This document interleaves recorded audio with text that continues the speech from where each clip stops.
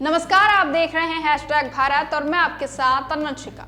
UGC के नए नियमों पर सुप्रीम कोर्ट द्वारा फिलहाल रोक लगाए जाने के बाद भले ही सरकार और बीजेपी के लिए थोड़ी राहत की स्थिति बनी हो, लेकिन सवर्ण जातियों के संगठनों का गुस्सा कम होने का नाम नहीं ले रहा है। करणी सेना, परशुराम सेना, अखिल भारतीय क्षत्रिय महासभा और ब्राह्मण महासभा जैसे संगठन साफ कह रहे हैं कि सिर्फ कोर्ट के स्टे से वो संतुष्ट नहीं है और जब तक यूजीसी के नए नियम पूरी तरह से वापस नहीं लिए जाते तब तक उनका आंदोलन जारी रहेगा। ऐसे में ये सवाल उठने लगा है कि कहीं ये पूरा मामला बीजेपी के लिए सियासी तौर पर भारी न पड़ जाए।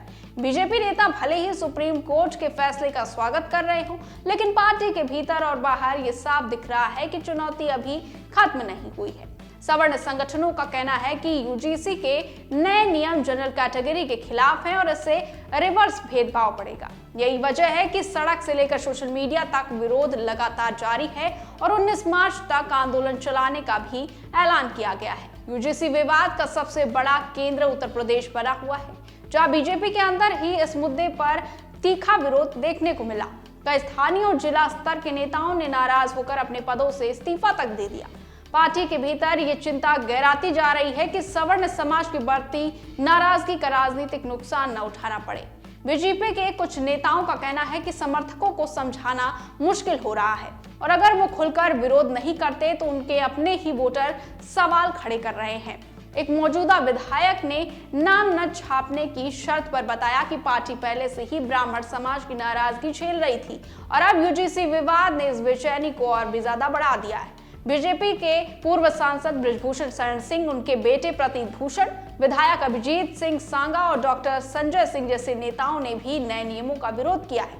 यूपी की राजनीति जातियों के इर्द गिर्द घूमती है और यूजीसी विवाद ने नई सियासी लकीरें खींच दी है।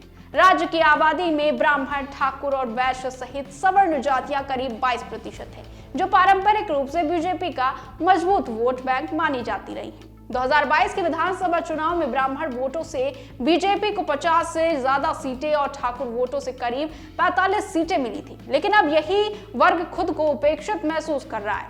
सवर्ण संगठनों का कहना है कि बीजेपी दलित और ओबीसी को साधने में लगी है, लेकिन सवर्णों के सब्र की परीक्षा ली जा रही है। इस आंदोलन में अब सिर्फ ब्राह्मण और राजपूत ही नहीं, बल्कि कायस्थ, वैश्य और मुसलमानों के सवर्ण संगठन भी शामिल हो गए हैं। वहीं अखिल भारतीय क्षत्रिय महासभा के महामंत्री राघवेंद्र सिंह राजू का कहना है कि यूपी में 46 सवर्ण संगठन एकजुट होकर यूजीसी के नए नियमों का विरोध कर रहे हैं और यह सिर्फ आधी जीत है। उनका कहना है कि सवर्ण बीजेपी के साथ हैं, लेकिन बीजेपी सवर्णों के साथ नहीं है। दूसरी ओर अगर सरकार नियमों को पूरी तरह वापस लेती है तो उसे दलित, आदिवासी और ओबीसी वर्ग के विरोध का सामना करना पड़ सकता है। ऐसे में बीजेपी एक कठिन दोराहे पर खड़ी है, जहां एक तरफ उसका पारंपरिक सवर्ण वोटर है और दूसरी तरफ दलित ओबीसी का समीकरण। विपक्ष इस पूरे मुद्दे पर बेहद सधे हुए अंदाज में बयान दे रहा है। सपा, बसपा और टीएमसी ने सुप्रीम कोर्ट के फैसले का स्वागत किया है और इस मुद्दे को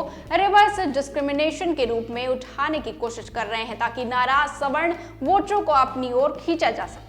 कुल मिलाकर यूजीसी का नया नियम बीजेपी के लिए गले की फांस बन गया है, जिसे न पूरी तरह निगला जा सकता है और न ही आसानी से उगला जा सकता है और इसका असर 2027 के यूपी विधानसभा चुनावों में साफ दिखाई दे सकता है। फिलहाल के लिए बस इतना ही। बने रहिए हैशटैग भारत के साथ।